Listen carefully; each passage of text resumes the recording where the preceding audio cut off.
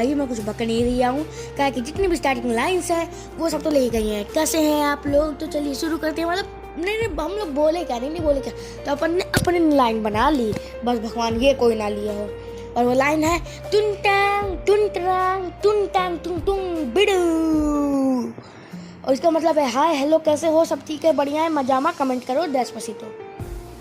और दोस्तों आज हम आपके लिए लेके आ चुके हैं पाकोस रोबोट इन लव रिपेयरमेंट का सीजन 2 का एपिसोड नंबर 5।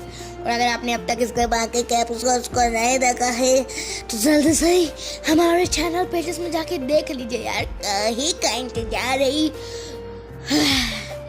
और दोस्तों बिना देरी के वीडियो शुरू करने वाला हूँ, पर उसके पहले मेरे को आपसे एक चीज़ पूछनी है भाई। देखो बतानी है, मतलब सबका टून एनिमे का चैनल भाई आप लोग शायद जानते हो या ना जानते हो तो मैं बता दूं, उनका चैनल टर्मिनेट कर दिया गया है यूट्यूब की तरफ से, और उन्होंने एक नया चैनल बनाया है। तो भाई उस चैनल की लिंक आपको डिस्क्रिप्शन बॉक्स में देखने को मिल जाएगी। प्लीज़ आप वहाँ से जाके उनका नया चैनल सब्सक्राइब कर दो यार, थोड़ा सपोर्ट करो। और अब ज़्यादा टाइम का वेस्टेज नहीं करते, इस वीडियो को शुरू करने, so without wasting any more time let's roll the intro. I'm the pain, taking my message. I'm the pain, speaking my lesson. I'm the brain, seeing the beauty through the. तो दोस्तों हमने इसके previous part में देखा था कि परमैन, पाको, पयान, booby, Birdman सब आराम से ऐसी बातें कर रहे होते हैं।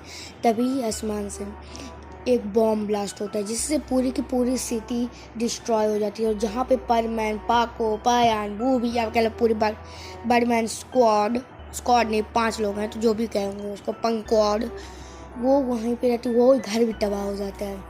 पयान मूवी को तो बर्डमैन बचा लेते हैं और परमैन की आमा तेरासू बचा लेती है, बट पाको परमैन और बर्डमैन दोनों से ही दूर रहती है जिससे वो दोनों बचा नहीं पाते और पाको बहुत गंदा इंजर्ड हो जाती है। दूसरी तरफ आसमान में जेसफ अपनी अनडेड की आर्मी लेके वहाँ पे पहुँच जाता है। और अब आगे हम देखते हैं कि परमैन के हाथों में पाको थी। पाको के सर से बहुत ज़्यादा खून बह रहा था, और जैसे जैसे पाको के सर से खून बह रहा था परमैन को गुस्सा बढ़ता ही जा रहा था। फिर परमैन एकदम गुस्से से ऊपर देखता है और बर्डमैन को बोलता है, बर्डमैन प्लीज़ मेरे लिए पाको का ध्यान रखिएगा और पाको को यहाँ से थोड़ा दूर ले जाइए। बर्डमैन बोलते पर परमैन तुम क्या करने जा रहे हो, रुको, ऐसा भी कुछ भी मत करना, हमें कुछ ना कुछ सोचना होगा जल्दी से। परमैन बोलता है अब आप लोग सोचिए, मैं और नहीं सोचूंगा। और परमैन जल्दी से वहाँ से चला जाता है और पाको को बर्डमैन पाको के पास चले जाते हैं और परमैन को रोकने की कोशिश करते हैं कि रुक जाओ परमैन, ऐसे फैसले मत लो अभी। परमैन बोलता है बर्डमैन अब कुछ फैसले लेने के लिए टाइम नहीं है हमारे पास। और फिर बर्डमैन बोलते हैं कि अब कुछ नहीं हो सकता। फिर पैन मूवी बोलते हैं, पैन मूवी जल्दी से जो लोग यहाँ पे आसपास दबे हैं उनको जल्दी से निकालने में मदद करो। पैन मूवी बोलते हैं ठीक है बर्डमैन। और उसके बाद बर्डमैन जल्दी वहाँ का पूरा सामान हटाते हैं, जल्दी मतलब पयान मूवी वहाँ का पूरा सामान जो भी घर और तबाह होते हैं वहाँ से लोगों को रेस्क्यू कर रहे होते हैं और बर्डमैन पाको को लेके थोड़ा दूर आ जाते हैं। तभी बर्डमैन देखते हैं कि बर्डमैन की जो रेस्क्यू टीम होती है, जो कि भाई इतना बड़ा बॉम्ब ब्लास्ट हुआ तो वहाँ पे देखने आ रही थी कि भाई क्या हुआ, तो सबकी मदद करने आई थी। तो बर्डमैन बोलते हैं इधर आओ। तो रेस्क्यू टीम कुछ ऑफिसर्स वहाँ पे आते हैं, फिर पाको को वो नहीं देते और बोलते हैं प्लीज़ इसका ध्यान रखो, मैं अभी तुम लोग को मैं रेस्क्यू की मदद करता हूँ। तो बोलते हैं जी सर, क्योंकि भाई ऑब्वियसली बर्डमैन थोड़ी बड़ी पोस्ट में थे। तो उसके बाद पूरा रेस्क्यू शुरू हो जाता है। परमैन धीरे धीरे ऊपर जाता है और बोलता है तुम्हारी हिम्मत कैसे हुई यहाँ पे आने की, और तुमने मेरे पाको को नुकसान पहुँचाया। हाँ। और परमैन का पूरा शरीर आमा तेरेसू आ जाती है बाहर। तभी जेसफर आमा तेरेसू को देख के बोलता है कि अगर मैं गलत नहीं हूँ तो ये तो आमा तेरासू है, और वो भी इस बार एक बच्चे के पास है। तुम्हें क्या लगता है तुम मुझे हरा सकते हो? तुम सिर्फ एक बच्चे हो और मेरे पास मेरी अनडेड की आर्मी भी है, तुम सिर्फ अकेले हो। तुम तो बेटा गए, हटो मेरे रास्ते से। परमैन बोलता है बच्चा अभी मैं दिखाता हूँ मैं क्या कर सकता हूँ। और फिर परमैन आमा तेरेसू की एक स्वॉर्ड निकालता है, एकदम बहुत बड़ी, मतलब लिटरली काफ़ी बड़ी स्वॉर्ड, कह सकते हैं आप उस स्वॉर्ड के साइज़ 20 मीटर्स था। मतलब कितनी बड़ी स्वॉर्ड होगी आप उसको जान जाइए। फिर जल्दी से वो स्वॉर्ड को लेके अनडेड की आर्मी की तरफ बढ़ता है और जैसे जैसे वो आगे बढ़ रहा था पूरी की अनडेड की आर्मी को मतलब जो जो उसके सामने आ रहा था सबको मारते जा रहा था और तभी सामने एक अनडेड नाइट आ जाता है और वो स्वॉर्ड जैसे ही परमैन अपने उस स्वॉर्ड से मारने वाला होता है उसको कि वो अपने एक सील से उसे रोक लेता है और परमैन ये देख के हैरान होता है कि इस अनडेड नाइट ने आमातेरासु की स्वॉर्ड को रोक लिया जो कि किसी भी चीज़ को लगभग काट सकती है। परमैन बोलता है चलो कोई तो मेरे बराबर का आया। हाँ, और फिर वो दोनों की लड़ाई शुरू हो जाती है।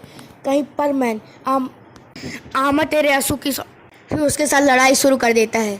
उसके बाद डेथ नाइट एक बहुत ज़ोर का पंच मारता है परमैन को जिससे परमैन थोड़ा पीछे हो जाता है। परमैन बोलता है अब मैं तुम्हें नहीं छोड़ूंगा। उसके बाद परमैन पूरी आमातेरासु की एक फ्लेम को अपने हाथ में लेता है और पूरी ताकत से उसके ऊपर शूट करता है जिससे वो अनडेड नाइट वहीं पे पूरी तरह से पिघल जाता है।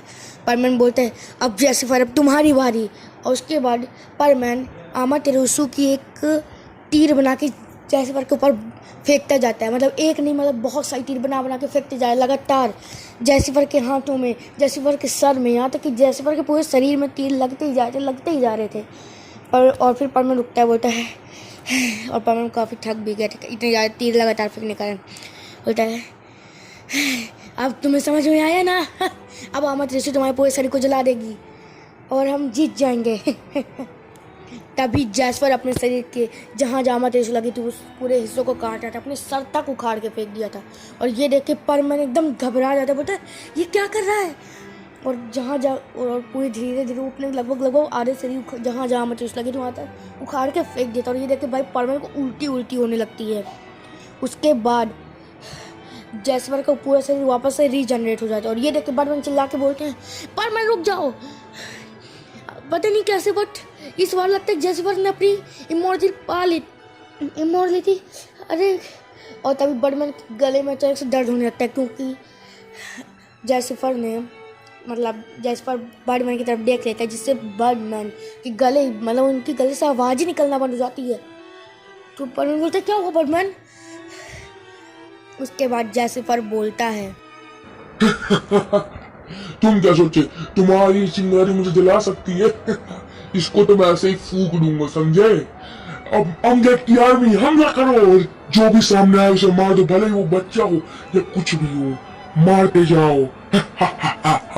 परमैन बोलता है मैं तुम्हें ऐसा नहीं करने दूंगा। फिर परमैन जमीन से जहाँ पे वहाँ पे इस समय कोई नहीं था तो जल्दी से जाके जमीन से बहुत बड़ी आमातेरासु की दीवार खड़ी कर देता है। पर जो भी अनडेड की आर्मी थी वो धीरे धीरे अंदर आती जा रही थी। काफ़ी कुछ जल जा रही थी काफ़ी आधी जल रही थी आधी बॉडी लेके वापस आ रही थी वहाँ पे और धीरे धीरे अनडेड की आर्मी सामने बढ़ रही थी। जो भी उस बैरियर को पार कर पा रहा था परमैन उसे मार रहा था पर परमैन भाई इतने लोगों से लड़ते लड़ते अब थक गया था।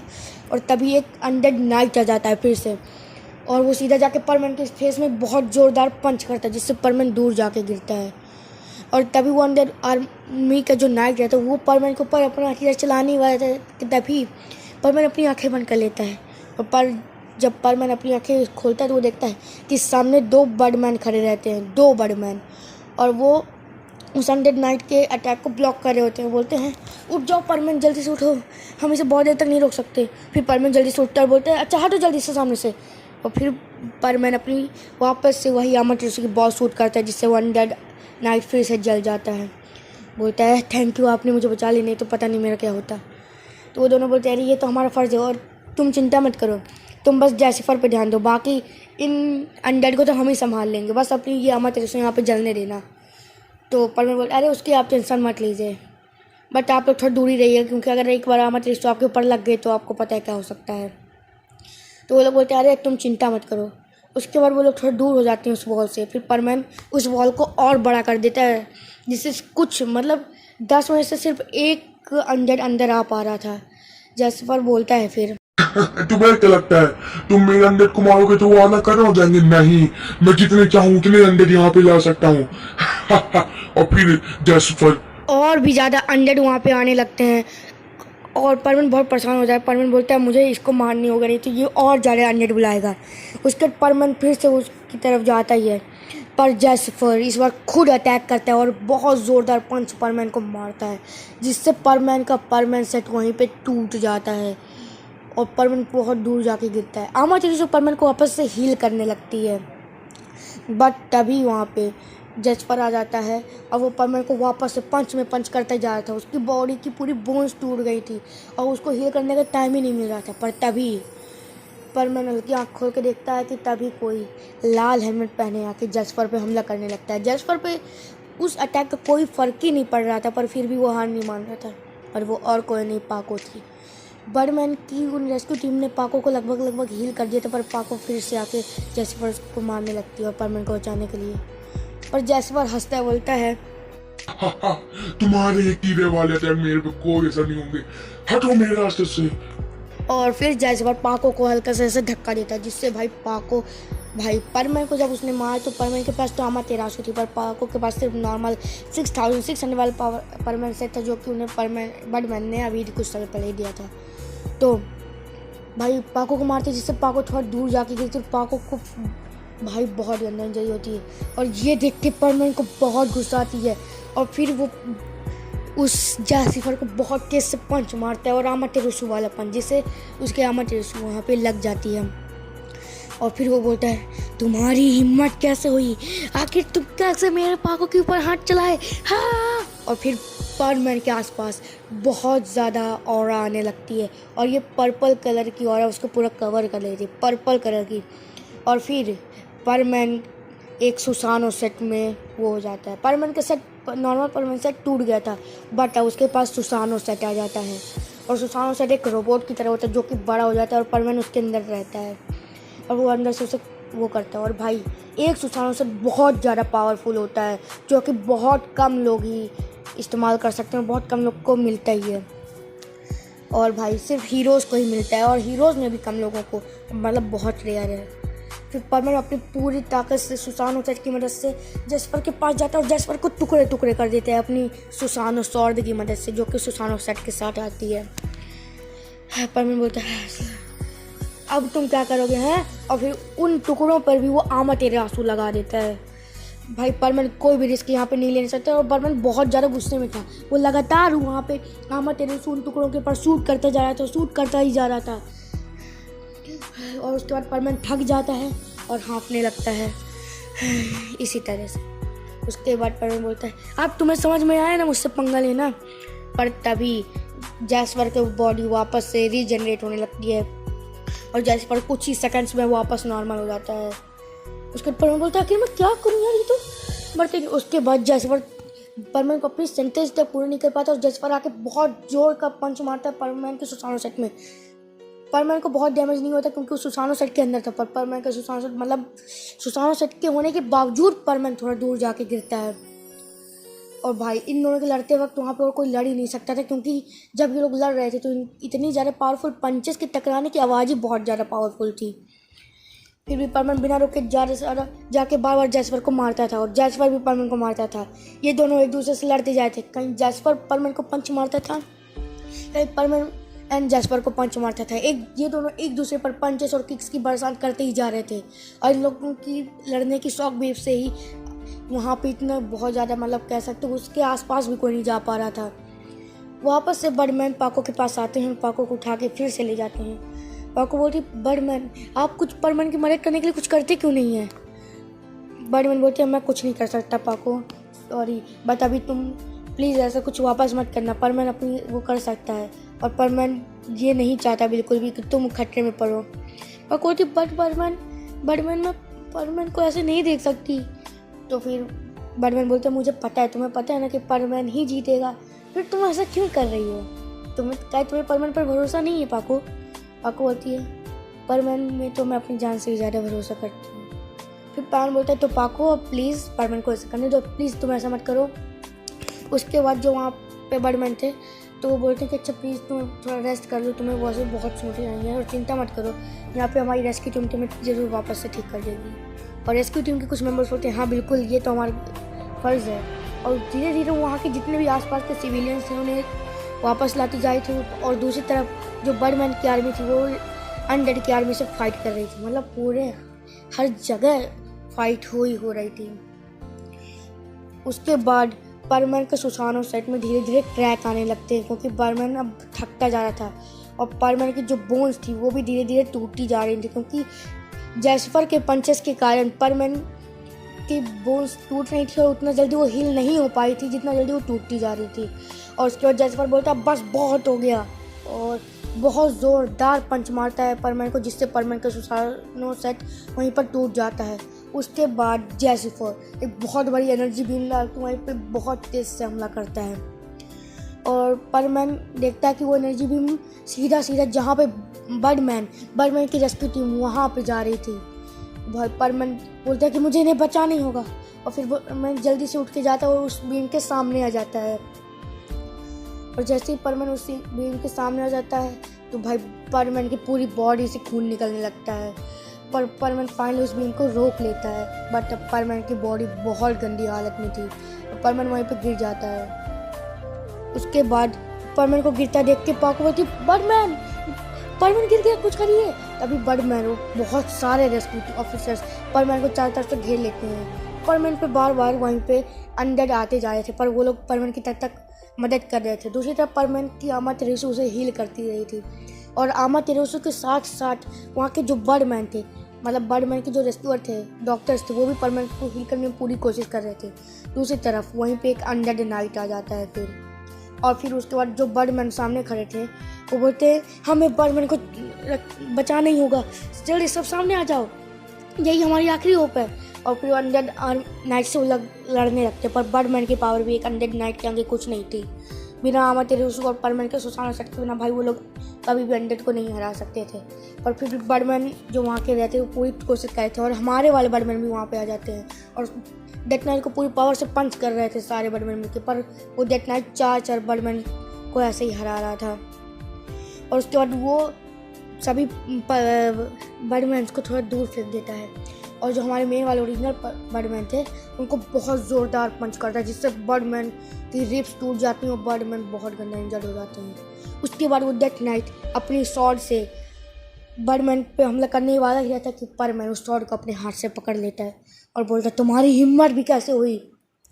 और फिर परमैन उस स्वॉर्ड को तोड़ देता है और अपने सुसानो सेट में वापस आ जाता है और एक पूरी पावर से उस अनडेड पे हमला करता है, अनडेड नाइट पे हमला करता है, जिससे वो अनडेड नाइट का तो कोई पता ही नहीं रहता क्योंकि सुसानो सेट की पूरी पावर बहुत ज़्यादा थी।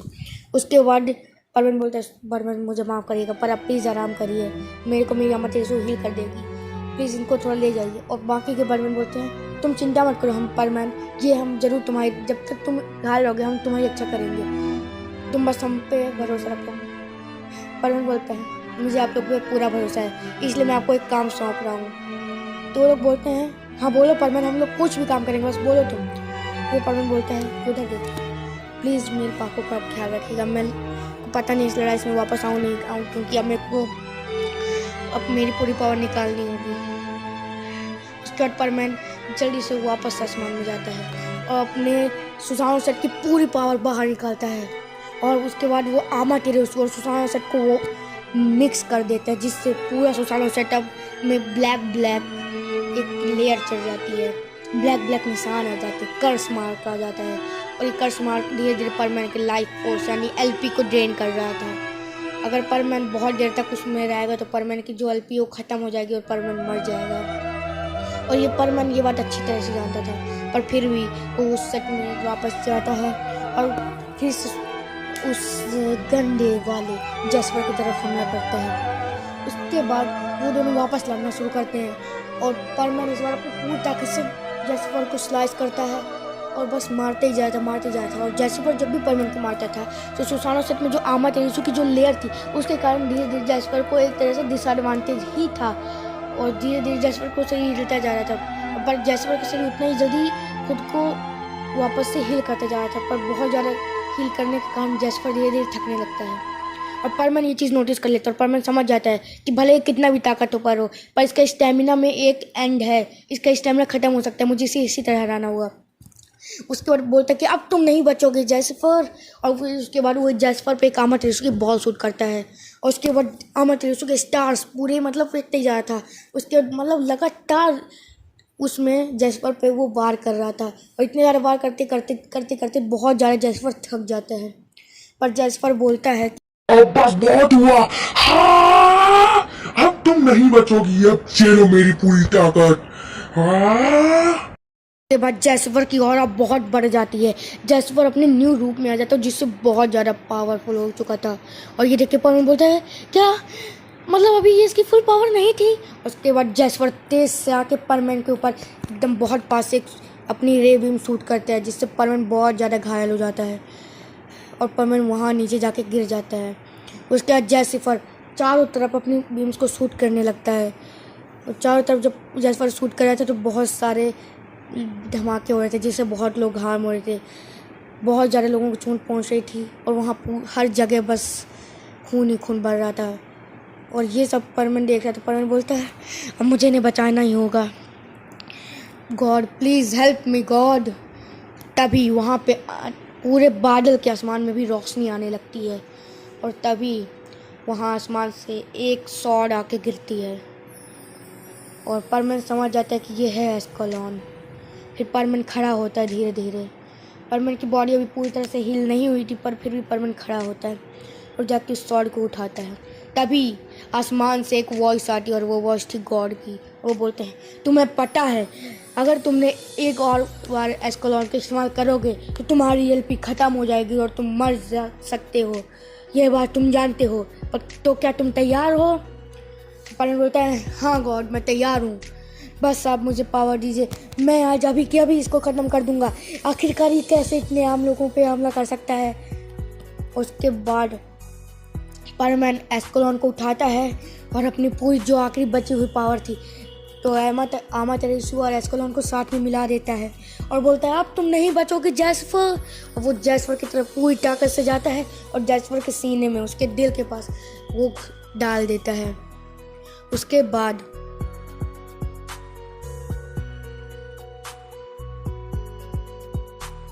जैस्पर बोलता है नहीं मैं तुम्हें ऐसा नहीं करने दूंगा।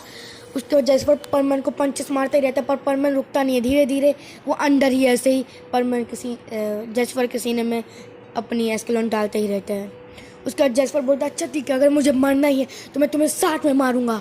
उसके बाद जैस्पर अपनी पूरी ताकत से परमैन के ऊपर जो बची हुई ताकत थी उससे बीम शूट करता है। उसके बाद परमैन बोलता है नहीं आज मैं तुम्हें यहाँ पे मार दूंगा और वो जैस्पर के सीने के आर पार कर देता है तलवार को और फाइनली जैस्पर मर जाता है। बट उसके इतने भयानक पंच के कारण परमैन वहीं नीचे गिर जाता है। जैस्पर के मरने के बाद उसकी जितनी भी अनडेड की आर्मी थी वो सब धूल बन जाती है और जो परमैन है बट परमैन वहीं पे गिरा जाता है ज़मीन पे क्योंकि उसकी एलपी एकदम ख़त्म थी, सिर्फ 2 बची थी। फिर वहाँ पे जितने भी परमैन की रेस्क्यू टीम थी और पाको आती है और बोलती है परमैन क्या हुआ तुम्हें, उठो परमैन। और वो देखते हैं कि आमातेरासु ने परमैन की जितनी भी आउटर इंजरी थी उन सबको ठीक कर दिया है। फिर वहाँ पे परमैन की रेस्क्यू टीम के डॉक्टर्स आते हैं और उनके पास ऐसी एबिलिटी होती है कि वो किसी की एलपी चेक कर सकते हैं। तो वो देखते हैं तो वो बताते हैं परमैन से सर इसकी एलपी तो सिर्फ 2 बची है और उसका बचना नामुमकिन है। तो पाको बोलती क्या हुआ परमैन, ये एलपी क्या होता है और क्या ये क्या कह रहे हैं कि परमैन को बचना नामुमकिन है, बताइए ना परमैन। तो परमैन बोलते हैं एलपी किसी की लाइफ फोर्स होती है, कह सकते हो उसकी सोल एनर्जी, और अगर ये किसी के 10 से कम हो जाए तो उसका बचना नामुमकिन हो जाता है क्योंकि एलपी तब बढ़ती है जब कोई अपनी मन पसंदीदा चीज़ करे और जब कोई 10 से नीचे होती है तो इंसान अनकॉन्शियस हो जाता है और धीरे धीरे उसकी एलपी और घटने लगती है। और जब कोई अनकॉन्शियस हो जाए तो वो अपनी मन पसंदीदा चीज़ कैसे कर सकता है। तो पाको पर कुछ तो तरीका होगा ना बटमैन, अब बताइए बस मैं कुछ भी करूँगी बटमैन प्लीज़ बोलिए ना। बटमैन बोलता कोई तरीका नहीं है पाको प्लीज़, हमें जाके तो हमें परमैन के साथ अच्छे से बिता लेना चाहिए क्योंकि और उसके बटमैन की आंखों में आंसू आने लगते हैं और पाको बोलती नहीं बटमैन मैं ऐसे हार नहीं मानूंगी। तभी वहाँ पे पयान और बूबी आते हैं और पयान बोलता है बटमैन मुझे पता है इसमें परमैन को कॉन्शियस रहने की ज़रूरत नहीं है, उसको एक ऐसी चीज़ पसंद है जो कि कोई दूसरा आदमी करे तो उसका काम बन जाएगा। बटमैन बोलते हैं क्या सच में पयान, प्लीज़ अभी मजाक का वक्त नहीं। पयान बोलता है बटमैन मैं मजाक नहीं कर रहा हूँ, यहाँ पे परमैन को एक ऐसी चीज़ पसंद है जो कि उससे करने की ज़रूरत है ही नहीं, कोई दूसरा आदमी करेगा पर उसको अच्छा लगेगा और इस चीज़ से पाको कर सकती है बटमैन। बटमैन बोलते क्या सच में पाको पर ऐसी है चीज़ कौन सी है। तब पाको बोलती है क्या तुम उसकी बात कर रहे हो पयान, बट वो मैं नहीं करूँगी। तो पयान बोलते हैं पाको ये तुम्हारे सोचने का टाइम नहीं है और तुम्हें परमैन को बचाना होगा, फिर वो भी बोलता है पाको मुझे पता है तुम्हें ये अजीब लग रहा होगा पर तुम्हें ये करना ही होगा पाको। पाको बोलते ठीक है परमन के लिए कुछ भी करूँगी। उसके बाद तभी वहाँ पे बर्डमैन की चीफ आ जाते हैं तो बोलते हैं हाँ तो यहाँ के क्या माहौल है। तभी बर्डमैन बोलते हैं सल्यूट, मतलब बर्डमैन उनको सल्यूट करते हैं। तो बर्डमैन की जो चीफ है वो बोलते हैं कि क्या मैं किसी तरह से तुम्हारी मदद कर सकता हूँ। पाको बोलती है हाँ आपको हमें जल्द से जल्द अर्थ पे पहुँचाना होगा, ये बहुत इंपॉर्टेंट है। तो बर्डमैन चीफ बोलते तुम उसकी टेंशन मत लो, तुम सिर्फ पलक झपकते ही अर्थ पे पहुँच जाओगी हमारी सबसे एडवांस शिप से। उस जैसे पूरे यूनिवर्स में सिर्फ एक ही शिप है और जिसने हमारे पूरे प्लेनेट को इस यूनिवर्स को बचाया है उसके लिए हम इतना तो कर ही सकते हैं। तो पाको बोलती है आपको बहुत बहुत थैंक यू। उसके बाद वहाँ पे वो शिप आ जाती है। पाको और परमन उसमें बैठ जाते हैं। बर्डमैन बोलते हैं क्या मैं भी तुम्हारे साथ चलूँ। पाको बोलती नहीं आपकी कोई ज़रूरत नहीं है वहाँ पे। बर्डमैन बोलते पर पाको बोलती आप यहीं पर रहिए और यहाँ के हालात संभालिए। उसके बाद वो शिप उड़ने लगती है और धीरे धीरे ऊपर जा रही होती है। तो वहाँ पे जितने भी सिटीजन्स थे सब परमन को और जितने भी रेस्क्यू टीम थी सभी के सब परमन को सल्यूट करते हैं और थैंक यू बोलते हैं बहुत तेज चिल्ला के। और उनकी आवाज़ परमन के कानों में जाती है जिससे परमन की LP 2 से डायरेक्ट 20 हो जाती है। बट ये पाको को नहीं पता था और परमन अभी भी अनकॉन्शियस ही था क्योंकि भाई थक भी गया था बहुत ज़्यादा। फिर सॉरी मेरे को थोड़ी सर्दी है तो इस तरह बोल रहा हूँ मैं। फिर उसके बाद परमन को लेकर पाको एक मतलब कह सकते पलक झपकती यानी 2 से 4 सेकंड के अंदर अर्थ पे पहुंच जाती है। और जैसे ही वो अर्थ पे उतरती तो वहीं से वो शिप वापस चली जाती है। फिर पाको जल्दी से परमन को लेके सुमेरे यानी अपने घर जाती है और वो सीधा खिड़की तोड़ के अंदर घुसती है। तो सुमेरे की वो डर जाती, बोलती क्या हुआ पाको और ये क्या कर रही हो तुम। पाको मेरे पास समझाने का वक्त नहीं, जल्दी से तुम पर्दे बंद करो। सुमेरे की वो जल्दी से पर्दे बंद करती है और बोलती है हाँ बोलो। सुमेरे समझाती है कि परमन की LP एकदम 2 हो गई है, हमें उसे बचाना होगा। ये खुद से कुछ नहीं कर सकती क्योंकि अनकॉन्शियस है और LP वो थी जो इससे करने में मजा है। और पाको बहुत ज़्यादा हाँफ रही होती है। तो सुमेरे बोलती है हाँ मैं समझ गई पर तुम क्या करना चाहती हो। फिर पाको बोलती तुम्हें पता है मैं क्या करना चाहती हूँ। तो सुमेरे बोलती पर तुम्हें लगता है वो कुछ ज़्यादा ही। सुमेरे बोलती अभी हमारे पास सोचने का वक्त नहीं है। सुमेरे को बोलती हाँ बिल्कुल कोई दिक्कत नहीं, चलो इधर आओ। उसके रूप परमन को लेके जाते हैं अंदर वाले रूम में। और यहाँ पे सुनो 2 बार पहले बोलूँगा। फर्स्ट यूज़ योर हेडफोन्स, बात नंबर तो बहुत ज़्यादा उधर नहीं है तो कृपया करके अपनी थोड़ी कुर्सी की बेटी मान लें, अपनी गंदी सोच को साइड में रखें और पहले स्टोरी सुनें। उसके बाद परमन को वो बेड पे रखते हैं और उससे किस करती है। पाको पहले किस करती है, देन पाको की रोबोट किस करती है। उसके बाद वो दोनों हक करते हैं और भाई पाको भी वहाँ पे बहुत ज़्यादा थक चुकी थी तो वो सो जाती है। अब नेक्स्ट मॉर्निंग परमन उठता है, बोलता है मेरा सर। एक सेकेंड, ये पाको मुझे हक क्यों करी और ये तो पाको की रोबोट है पर ये हो क्या रहा है और मैं यहाँ कैसे आ गया हूँ। तो बट प्लेनेट पे जैसे पर से लग रहा था। तभी पाको तो बोलती है क्या वो परमन तुम उड़ गए क्या। और परमन जब उठा है तो उसको देख के पाको बहुत ज़्यादा खुश होती, बोलती है और परमन तुम उड़ गए। और फिर परमन को वो हक कर लेती है। तभी पाको की रोबोट बोलती है तुम लोग सुबह बहुत ज़्यादा हल्ला कर रहे हो, क्या हुआ। उसके बाद वो देखती है ये क्या परमन तुम उठ गए। और फिर वो परमन को हक कर लेती है। परमन आखिर ये हो क्या रहा है भाई को नहीं समझाएगा।